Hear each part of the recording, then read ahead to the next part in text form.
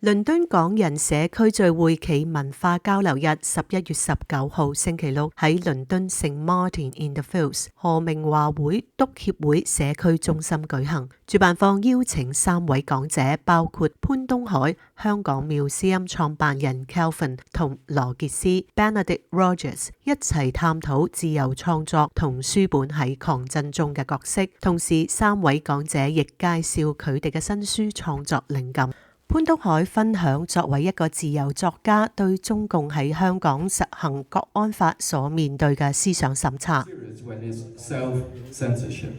Because people like myself, I have written my first book in 2016 about the true history of the Chinese Communist Party, directly addressing Chairman Xi. At that time, we thought that we could say anything we want, and we thought that there's in total comfort in what we're trying to say. But looking back in 2019 and 2020, especially after the national security law was enacted, and I look at what I have written, so I decided to come back to the UK because I think it would be better for all of us, if you consider.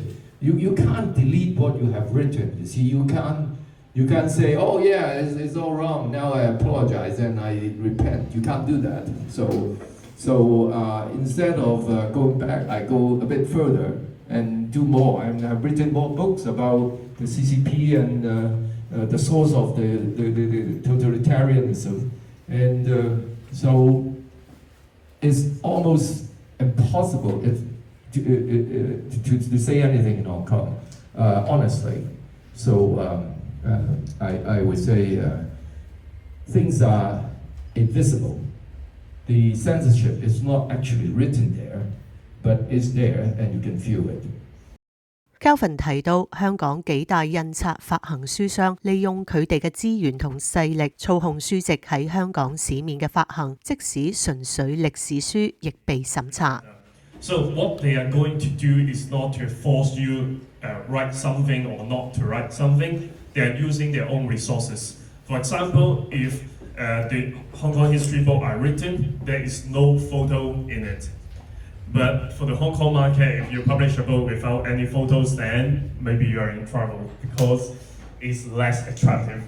But most of the copyrights of the photos of Hong Kong history have been controlled by the 3 major publishing companies. I'm not going to name them all. But if you use one of the photos without their consent, then you'll be in trouble. So for the publishing, you cannot just freely to publish your own without having their consent on using their photos for the first part, and then for second part, if you are going to cooperate with them, you can still write what you like to write, but the phrase or the wordings, you have to be changed. For example, you cannot call Hong Kong and China, you have to call Hong Kong and mainland. Then for me, it's very ridiculous. And this is what happened in the history sector. And also, in history sector is another problem for the ignorance of the academia. So for the academia in Hong Kong is very dominant or controlled in very few peoples. On the hand, they're a collaborator of the Hong Kong government, or we call the mainstream history perspective, which I'll give a name of the sinocentrism. So what they are writing the history to the mainstream ideas is very violate to what is the truth of Hong Kong. So even we are not talking about some political issue, not political publishment, but it's just solely about Hong Kong history and culture, you are also facing the censorship. 羅傑斯表示，首先要喺概念上要區分中共同中國。中共懼怕嘅係歷史真相。佢嘅新書除咗記錄中國人權真實情況外，同時希望透過新書俾大家了解到自己喜愛中華文化，所以中共對中國鐵腕統治令佢十分關注。I think the Chinese Communist Party is, as I said earlier, is afraid of the truth, and it's also afraid of history. So it always tries to cover up. You can never hear anything in mainland China about Tiananmen. Nothing happened on the 4th of June 1989, according to the Chinese Communist Party regime. And sadly, as we've seen in the last couple of years, they've started to apply that in Hong Kong as well, with the taking down of the Tiananmen monuments in Hong Kong. So I think they are afraid of history, and they're afraid of the truth. And of course, the internet is even more so than books. It is the fastest and most effective channel now for spreading information and ideas and freedom of expression. And that's why they censor it so much. Could I just add one other point? Gordon, you said, you made the very important point about the Chinese Communist Party wanting to be seen as representing China, or being one and the same with China. And it is really important that we draw a distinction between the Chinese Communist Party and China as a great and an ancient civilization and nation and a diverse range of peoples. And one of the reasons I wrote the China Nexus, and the book includes many things that the Chinese Communist Party will hate. I talk about Tiananmen, I talk about what's happened in Hong Kong, I talk about the genocide of the Uyghurs, the atrocities in Tibet, the threats to Taiwan, but also the Chinese Communist Party's crackdown on people in mainland China itself, civil society, bloggers, media, lawyers, dissidents, which has really intensified under Xi Jinping. But one of the other messages I put across in the book is that, and I begin the book with my experiences of going to mainland China when I was 18 years old to teach English in Qingdao for 6 months. Qingdao, famous for the best beer in China, although that wasn't the reason I went there. It was a nice discovery once I was there. But I include that in the book because I want to put across the message that I am not anti-China. Actually, I'm very pro-China as a country. I have a lot of friends in China. It's the Chinese Communist Party regime that I oppose. And I think that message is really important. Firstly, because their narrative is that people like me are anti-China, and it's important to counter that narrative, and also because this is a regime that is built on lies and repression and a total lack of legitimacy and credibility, and so we need to get that message across. Calvin 表示，極權一定要抹掉歷史嘅真相，然後強加一套佢哋製造或者演繹出嚟嘅歷史觀灌輸俾大家。佢同潘東凱舉咗一個生動嘅例子，就係回歸前後香港區議會區旗嘅變化。So when you choose something to represent Hong Kong, for example, for the Bahini, which is our city flower, why you have to choose the flag or the emblem that created by the HKSAR, created by the regime that made us to flag here or to suppress us? You have your choice. For example, the flag just behind us is also our flower. And some people that rewriting our history, or they want to make you think that this is a colonial flag. I'm now here is not discussing colonial era is good or not. But this flag is not purely a colonial flag. It used until 1999. So that means it's across 2 different eras. And what this flag represents is the true democratic council of Hong Kong history. Elected. Everyone have the vote.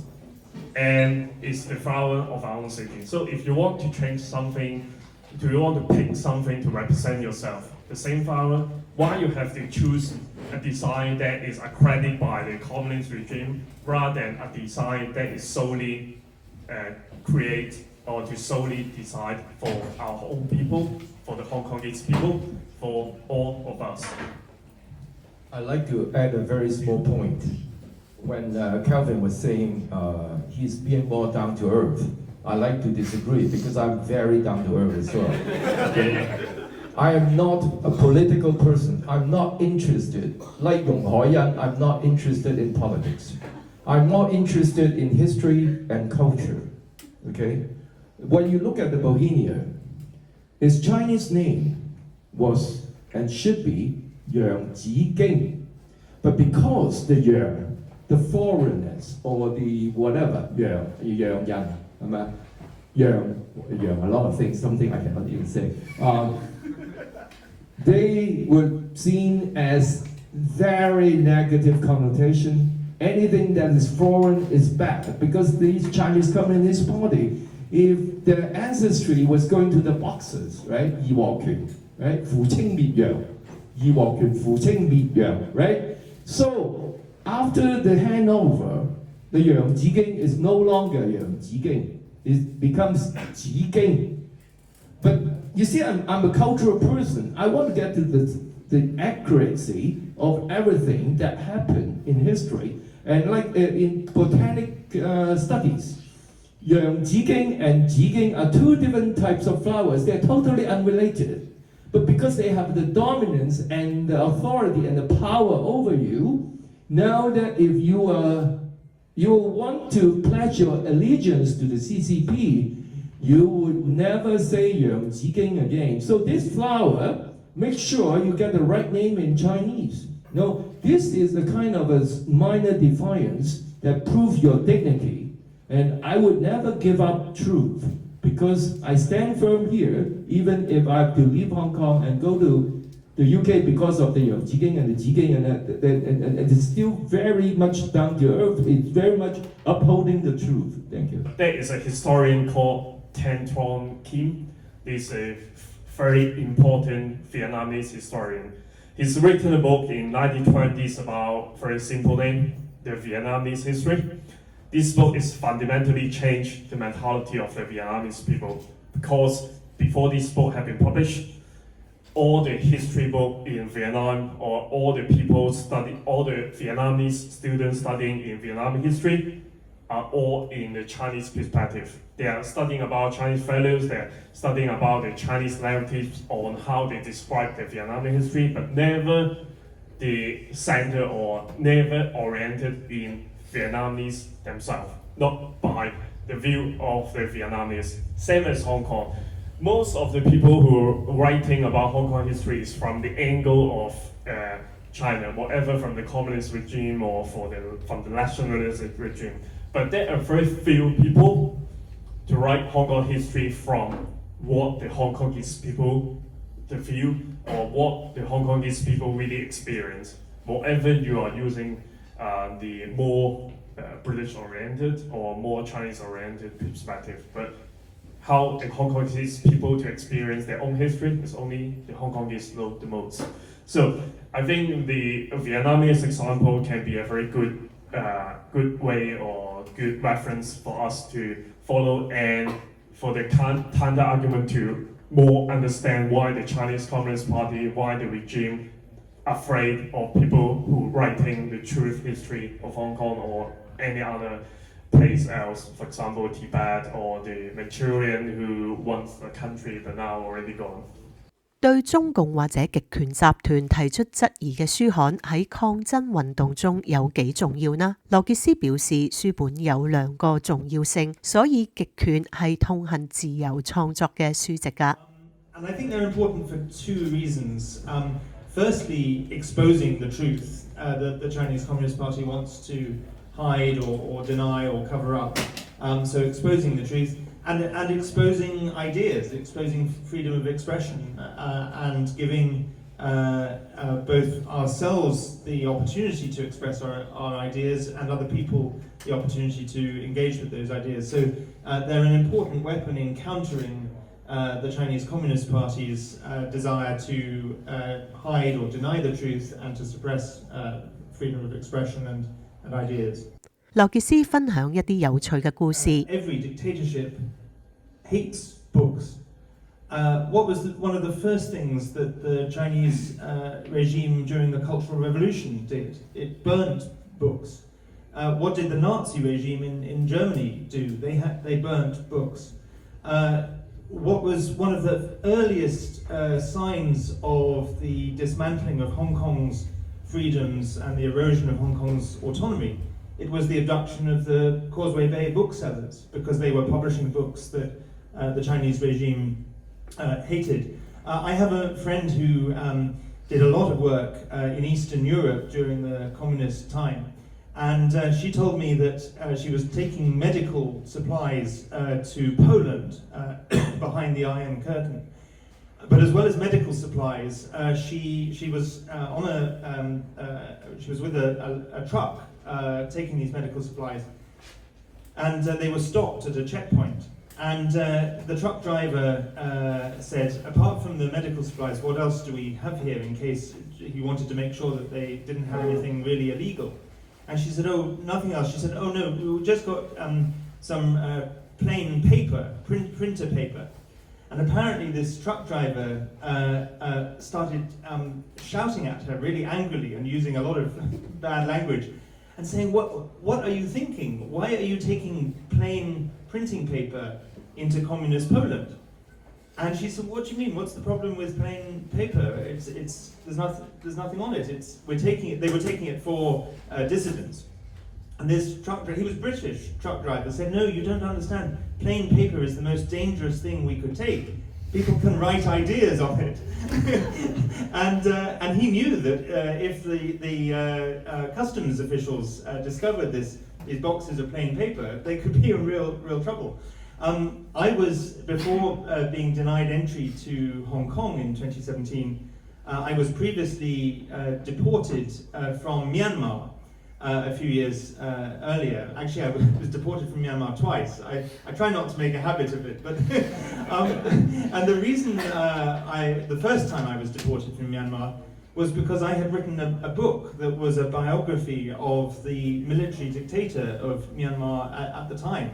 And it was very funny because they came to my hotel room, the military intelligence, about 6 of them, late at night on my last night. I was supposed to be leaving the next day anyway, and I was going to meet Aung San Suu Kyi, who had been released from house arrest a few months previously.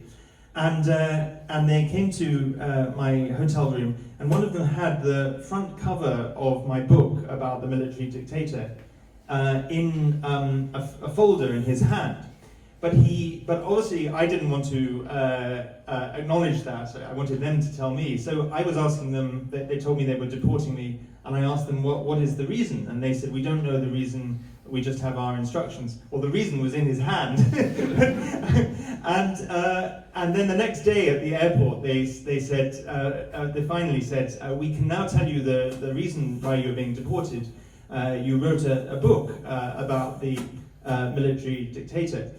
And I said, well, of course they didn't say military dictator, but our leader, I think they said. And I then asked them some questions. They'd asked me a lot of questions, so I decided to ask them some questions. And I said, is it a crime to write a book? And he said, no, it's not a crime. If it was a crime, you would be in prison. But he said, but it's not acceptable in our country to write this book. And so then I said, well, do you think it is fair to deport me simply for writing a book if it's not a crime? And he said to me, I have not read your book, so I cannot comment on it. I'm only following my orders. And then he looked around to see if anyone was listening, and he said, do you happen to have a copy of your book with you? And I said, no, I don't, but if you give me your address, I'll send you one. but he didn't, and they put me on the plane, and I was deported from Myanmar. But I share all of that just to illustrate that no dictatorship tolerates books and accept books that give solely their propaganda. 潘東凱分享書本可以令我哋嘅諗法延續。And ideas, when they are written down, they cannot be deleted, as I just said earlier. So no matter where you are, no matter how small your group is, as long as you have those ideas put down in a book and have it circulate, then it would live forever.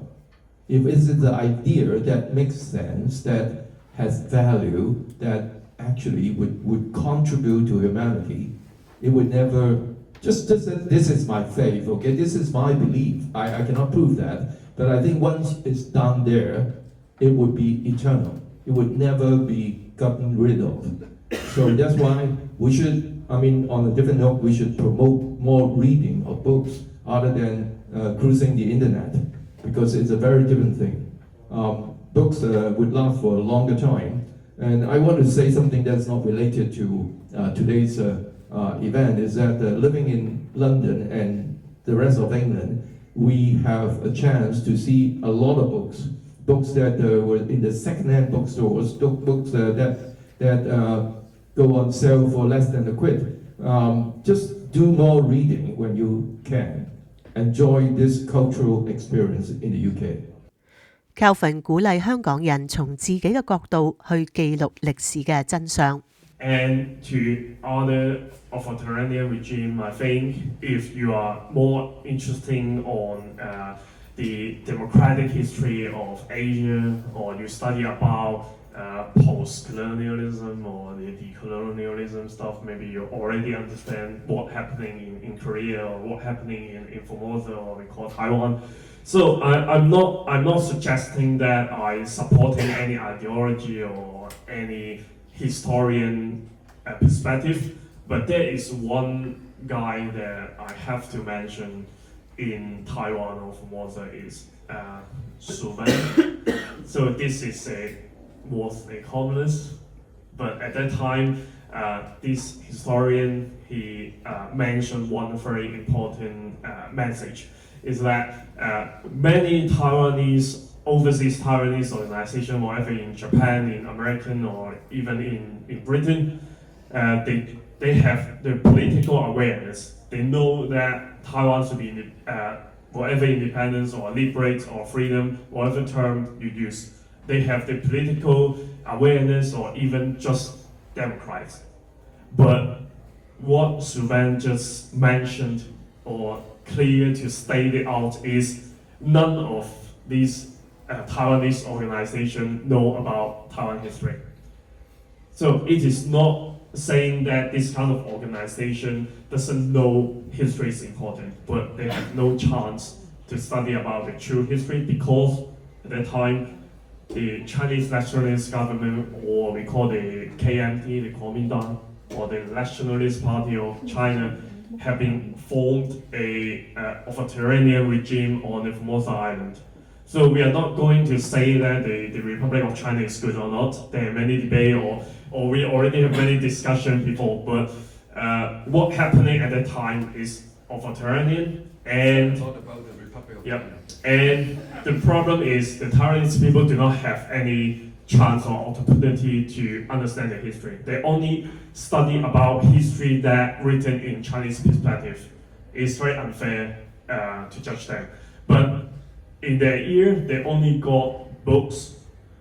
However, when the Taiwanese finally democrats in 1990s, they finally got their freedom. They have their elections. They have their own democracy.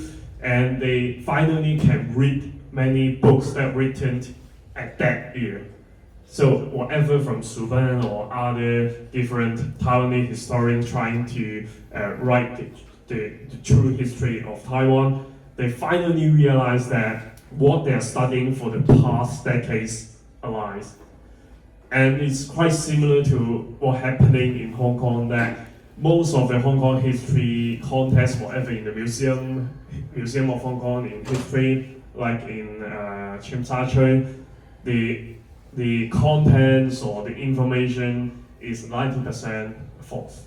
And this kind of stuff, they're saying some lies to you to pursue that Hong Kong should always be a part of China, and we all know that is not the truth. And they want you to study about Hong Kong history, study about Hong Kong culture in the Chinese perspective. So for my own point to directly tackle the problem is, remember you are Hong Kongese, and please do use your Hong Kongese perspective to study about Hong Kong. Do not use Chinese perspective. 活動結束後，講者同參加活動嘅人士近距離交流，仲為書迷喺新書上簽名以作留念。